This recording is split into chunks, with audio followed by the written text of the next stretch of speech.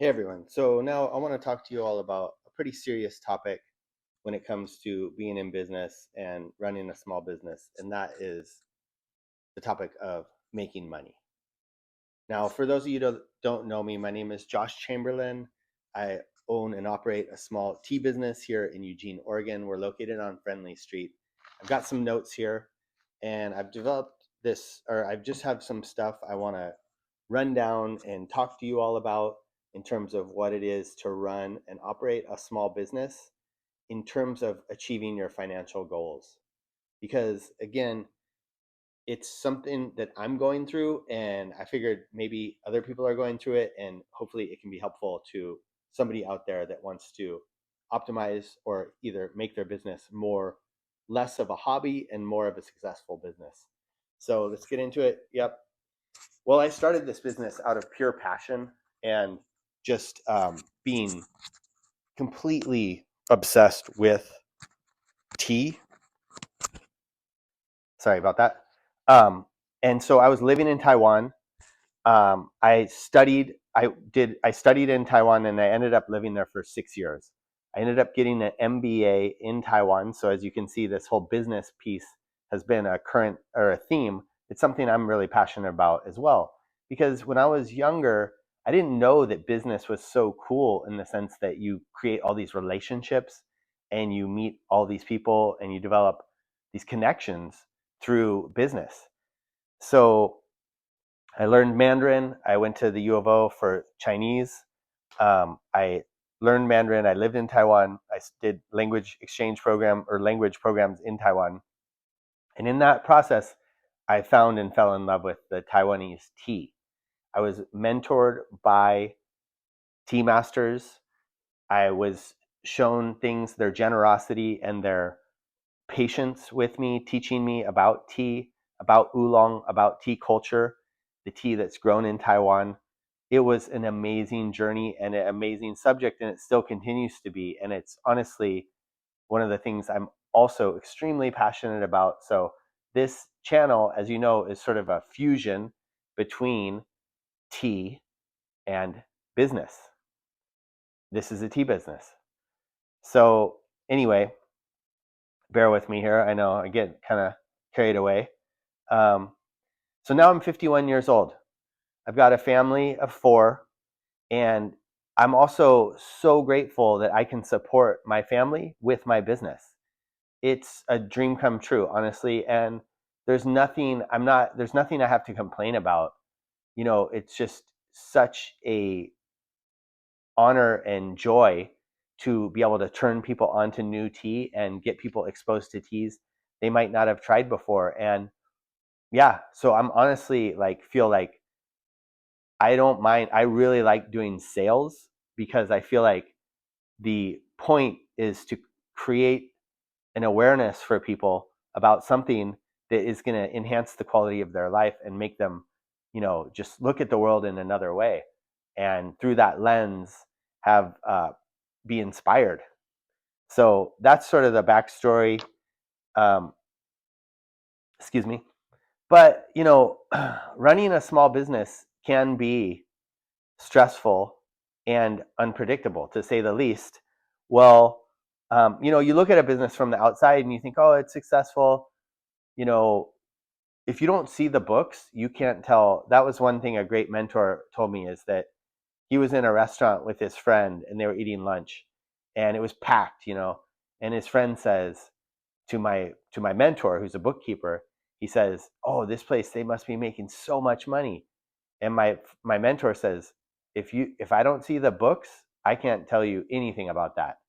And that's true. That's something that is really interesting about business is that you have people that are in business and they understand it because they have that struggle and they're trying to pay their bills.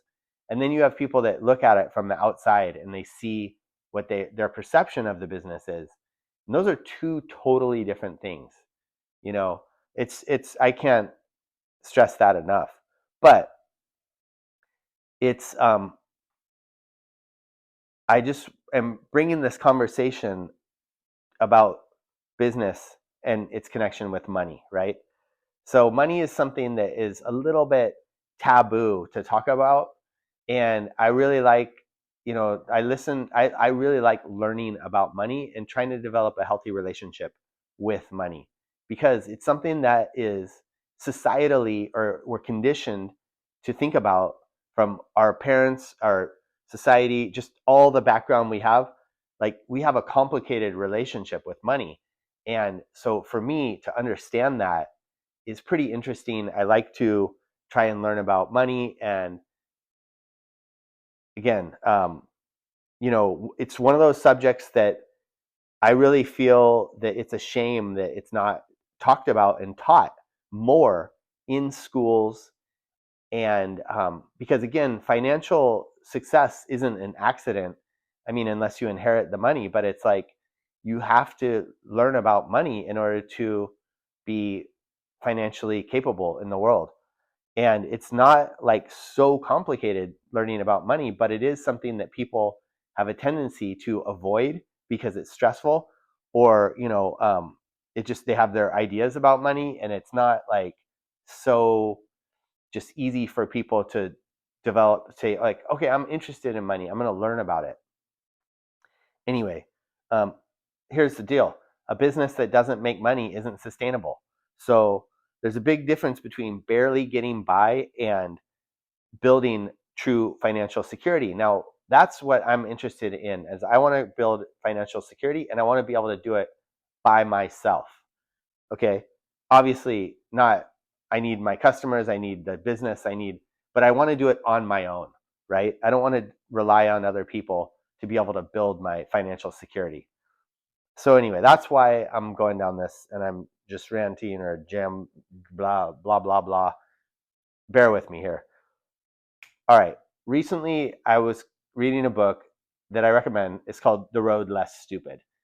And I love this book because it's one of the key foundations of the book is that the author emphasizes the to think. We need to think, and the value of thinking time. And he recommends like a 45 to 50 minute of focused thinking and journaling.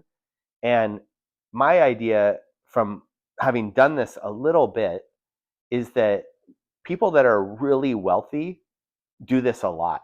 Like, they have a daily practice devoted to thinking and answering questions. And a lot of, like, what everyday people that aren't super wealthy, what we're often faced with is our day-to-day struggle, just getting the kids to school, doing the grocery shopping, doing the chores. There's so many things we have to do just to be able to get by in life, in this culture, in America, right? Like, it's a pretty expensive place to live. Obviously, there's different states, different cities, so on. But there's a lot of obligation and responsibility that it takes up a lot of our time. So, this author recommends carving out that 45 minutes. It doesn't have to be every day, even just once a week to start. Makes a huge difference in the sort of planning and decision making, and guiding your life toward your actual goals, like having the life you want to have. And yeah, so there's a quote from the book I like where he says, he's talking about the other pretty famous book, everybody's probably heard of it. It's called Think and Grow Rich by Napoleon Hill. And he says that's why it's called Think and Grow Rich, because you have to think, right? And so it's not like go fishing and grow rich or daydream and grow rich. It's a thinking process, right? So another part of the this book is, in the beginning, he's talking about the 4 roles of a business, or in my case, a solo business owner. And the 4 roles are the artist, the operator, the owner, and the board of directors. And so one of the things that I really focus on in my business is the artist part, where I love creating products. I love finding the amazing tea and introducing that tea and figuring out how to communicate that. How is that tea amazing? I love doing that. I love connecting with people about tea. And but again, so that's like, I'll show you, like our product line. This is one here. There's 11 teas in this product line, and this took me a couple of years to develop the concept and the contents and everything that's in that product line. I mean, I've been in business for over 20 years, so this took a chunk of time, and now it's available in about, I think, I forget how many stores we're currently in, so I should know that, right? But it's like right off the top of my head, I don't know. But I'll get back to that product line a little bit more. But what I'm saying is that my big strength and my big focus tends to be towards the artist. And the artist is sort of the one that always starts a business, because you come up with some idea and you're like, oh yeah, this is a great idea. I can't wait to show everybody this idea and or product. I say, so when you then there's the operator, and that's another one that I focus heavily on, like getting this tea packaged, getting the tea out the door, getting the tea to the customer.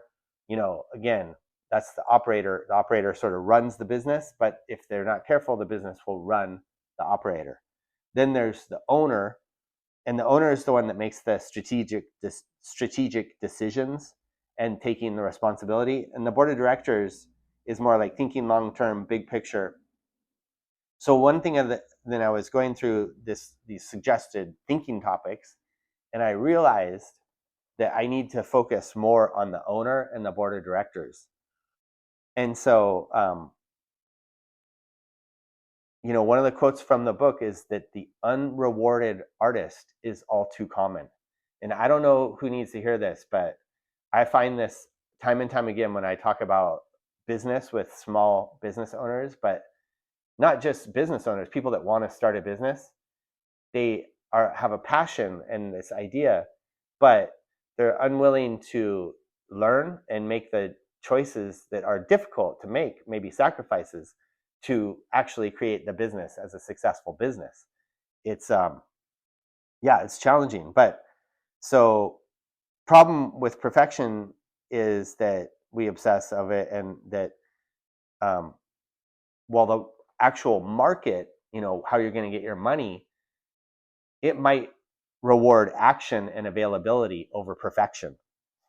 So, so here's the journey as well. I was listening to this other financial advisor. Like I said, I listen and learn from as many financial advisors as possible. There's a great woman named Nisha Shah, and she has a YouTube channel, and she's a financial mentor, basically. She was being interviewed, and she was asked a question, which book changed her life? And she brought up again the book, Think and Grow Rich. So I was like, oh man, this is the second time I've heard about this book in the period of like a week or something. So I really think I need to get back and check that book out. And it's available on Spotify if you have a Spotify membership. The book, Think and Grow Rich, you can listen to it for free if you have the Spotify membership. It's probably on YouTube for free. But I was listening to it, and there's 6 steps that the author recommends that you do. And these are, it includes writing down your financial goal and reading it morning and night. And what this does is it activates the conscious and subconscious to create and find solutions. I'm doing this now. I wrote down the goals, and I have been using AI and putting in these sort of like, here's what I'm trying to do. Can you help? And then AI will suggest things and that. But also, I've used it recently to create a dashboard that will track the accountability and progress towards my financial goal. And I have a little bit of hesitation to share with everyone the specifics, but I would say that this is part of the accountability, is creating this YouTube video, as well as documenting the process of my trying to reach my financial goal. And I'll just give you an example here. This is let's just say this is a microcosm, and this is what we can focus on here for this part of the YouTube journey that I hope you guys will join me on, is that this line of tea, there's 11 teas. I call them the 11 treasures, and 5 of them are oolong, then 4 of them, oh no, and then 6 of them are other, like one of them's herbal, one of them's Earl Grey, one of them's jasmine pearls. Then we've got an aged pu'er, and let's see, and then so that's 4. Then I've got the other ones, like the 5 oolongs, which is like a range of oolong. It's a pretty cool line of teas. And so we're going to be talking about this line of teas because this is the example that I'm going with. I'll tell you guys this, is that last year, or I mean, is it last year or this year to date? I need to specify this. I'll get this clear information so we can talk about it. I think it was last year, like August of 2024 till today, I've sold 2,000 of these boxes of tea. And so my goal is to reach within, by the year 2027, to sell per year 6,000 boxes. So basically tripling the amount of boxes that I sell of this tea. And so my goal is to increase sales of this product line from 2,000 to 6,000 annually. And yeah, so I'll share with you all that journey, as well as check in how it's going. Like, I will mention that really cool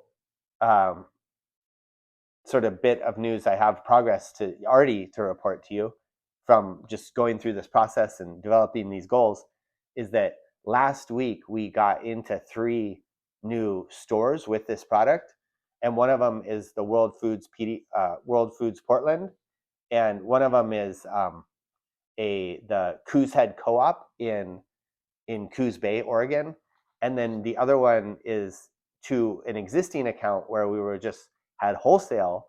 They picked up this line as well. Just 3 of them to start, but it's a start.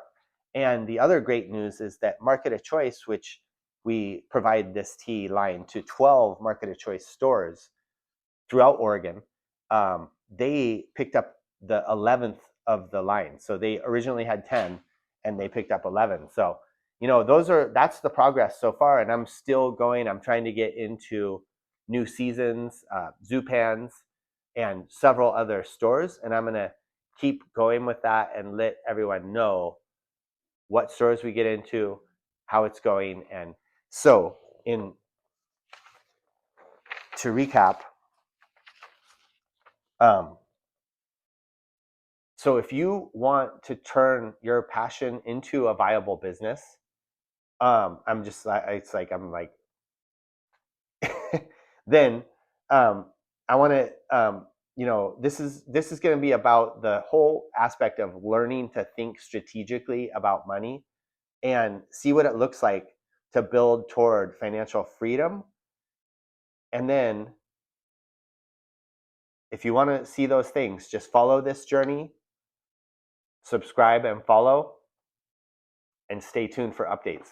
We're going to do live, and I'm going to do the live YouTube. I want to say we're going to do live. My inclination is we're going to do the live at Tuesday at 2. And the problem with that on this coming Tuesday is we're going to be out on vacation. But I do hope to still make some YouTube content. So maybe that's what I'll do, is I'll just do the Tuesday at 2. It kind of depends on our schedule with the family and that. But the following week, for sure, and every week afterwards, I'm going to do the live YouTube session Tuesday at 2. So I hope you'll join me there and ask me questions about any of this that we've discussed, or tea, or just in general. I'd love to get to know you all. And thank you so much for supporting me on this journey. And I've talked enough, so I'm just going to cut off right now. Thank you.